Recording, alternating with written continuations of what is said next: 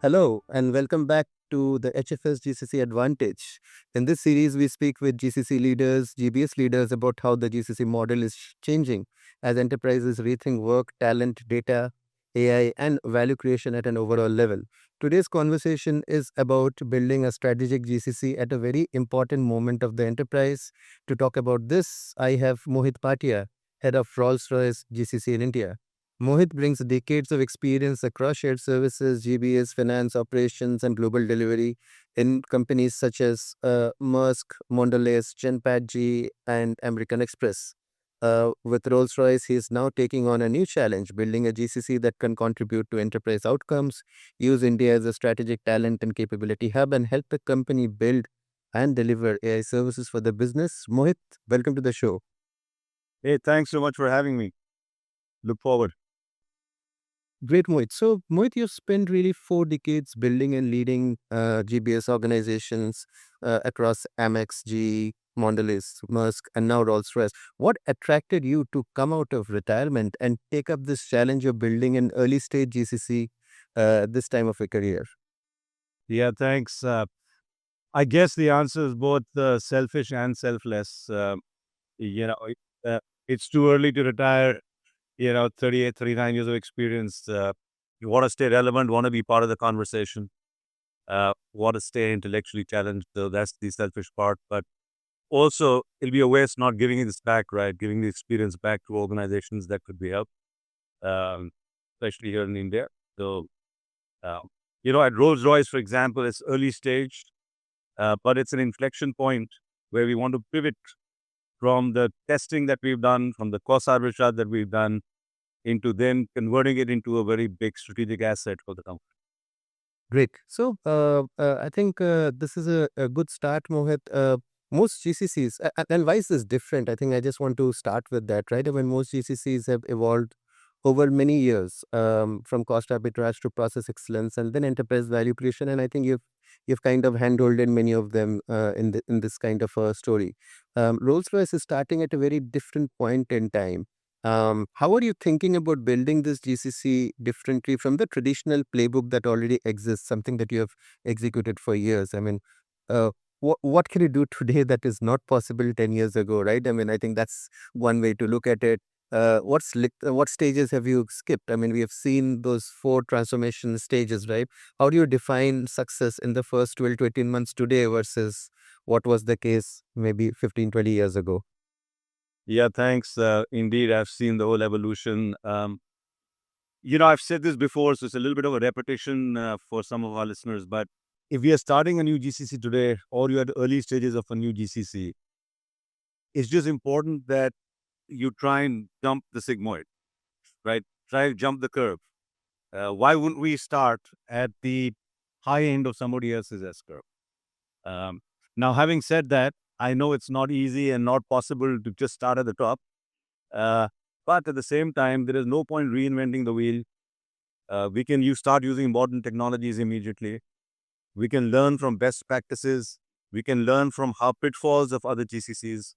So we could clearly jump a lot of the steps that we could not do 3 decades ago when we started doing GCCs here in India. And, you know, clearly, I don't want to follow that cycle for Rolls-Royce. I have planned to make Rolls-Royce a contemporary and world-class GCC. And we will use methodologies, we'll use Six Sigma, we'll use value stream mapping. The initial focus is definitely going to be on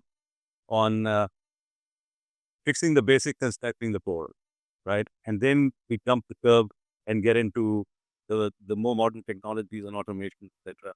You asked about legacy. Honestly, 15, 20 years ago, we didn't have workflow tools like we have today. We didn't have AI in the way that it behaves today, right? Although it was technically there. And, uh, you know, service management was largely manual. Service placement was more ad hoc and leader-led, not based on any science. There is no sense in following that path that we had to do 2 decades ago. And I clearly don't intend to do that for Rolls-Royce. So we want to have a service delivery model. We want everybody bought into that. We want clear ACs. We want to jump to modern platforms and modern technologies. And as far as AI is concerned, honestly, it's not something additive. It's something that I would hope that our forward deploying engineers, etc., put it in the fabric of our processes rather than as a one-off tool. Is how I'm thinking right now. Right. And the first 12 to 18 months, right? You are in that period. Um, are the goals drastically different from past GCCs that you may have looked at when you are trying to build this over here? See, every GCC is at a different stage in evolution. As I joined Rolls recently, it's a different start point, and I take it from this start point onwards to see how we can take it to a whole new level. So, as I mentioned earlier, my initial focus is not going to be jumping all over AI right in the first few months. My first focus will be execution excellence. I want to fix the basics, make sure our processes are ready for automation. And when our processes are ready for automation, that's the time where I want to jump straight to modern technologies, make sure AI is part of the fabric and not just a few pilots or point solutions. And uh, because to me, the most important thing in the GCC is to strengthen the core. Once you have a strong core, you can do anything. The GCC can start adding real value to the outcomes of the company. But I also want to be realistic. In an early stage GCC, I don't want to stand up and say that I'm influencing business outcomes on day one. Not happening, right? We need the first few months to get ready and fix the basics, strengthen the core to be in a position. So that's a little different versus what we may have done in the past. No, I completely agree. I think the first few months are the unglamorous part, right? Where you basically fix the basics. And I think Rolls-Royce has been in this, has had the GCC is what, 1.5, 2 years old. So I think some amount of work is done. And I think after a few months or years, I think we can definitely move into the next piece that what HFS terms as services or software, and ultimately move into using services software to move into a generative enterprise kind of a stage, right? So as you build Rolls-Royce GCC, Mohit, uh, how is AI and data influencing your operating model? And what enterprise outcomes you feel AI and data can actually help you achieve? Yeah, getting data right is just super important, honestly. And when I say that, it's not just about cleaning your masters or having a good data lake. It's also about what people don't talk much about the data safeguarding and data segregation. We need solid compliance and controls around who can access what data. So cleaning is just the first part of the activity. Now we want to do that in Rolls-Royce. It's a huge priority for us, not just for 100% compliance, but to then get the data ready to get a multiplier effect from the modern technologies and from using AI. Because otherwise, we will not get the ROI on AI applied to a bad database or a database where we don't believe, is fully segregated. So I think giving the masters, having a good data lake, making sure data segregation and safeguarding is there, and then we can really do anything with the technologies that are available to us. I think when you mention services as a software, I do believe in that. I've heard Phil Fresh talk about the 1.5 trillion market, right? And I have no reason to disbelieve that. So I'm a supporter. The only thing I would say is that for good or bad, that journey is going to be somewhat gradual.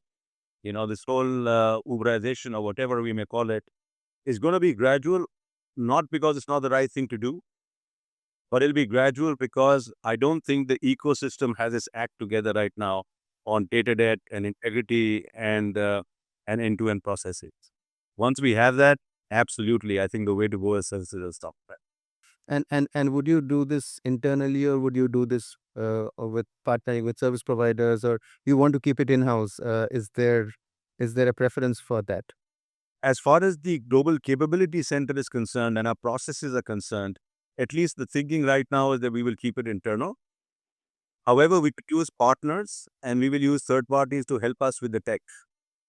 Um, so when it comes to either workflow tools off the shelf or inbuilt, or it comes to implementing our new ERP on S/4HANA, we would surely need an SI. We would surely need people helping us with discovery.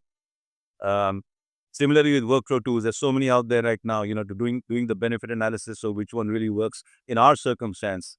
We are very happy to use partners for that. But actually processing and executing on the GCC will be internal. Something that you would do from the GCC side, what are the top three opportunities for say AI that you see for Rolls-Royce that the GCC would be helping or executing? So I look at this as a business outcome level and at a functional level. Let me talk about it from a business outcome level. As you know, Rolls-Royce is into the business of jet engines and propulsion and energy and so forth, right? For the record, we don't sell cars anymore. Um, so one of the things that we want to use modern tech and AI is to do predictive analytics on engine maintenance, like that, because that's where we earn revenue, and it's very important that we have our act around uh, how well we can do the maintenance of an engine once it's on the air. So, that's from a business perspective. If I look at it from a functional perspective, I think there are opportunities abound in finance and accounting, on the PA match process, on auto reconciliations, on if you look at the people function or procurement function, there's so much opportunity to have employee self-service using chatbots, self-learning tools that can help employees achieve their outcome. Have a proper service management system in place across the organization. That is one window where everybody can go and get whatever answers they need, whatever outcome they need. That's all part of our roadmap and plan that we want to achieve from a functional side and a user experience and stakeholder experience perspective.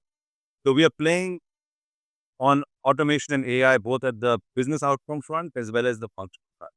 And the GCC will be involved in all of it. Excellent. Thank you for sharing, Mohit.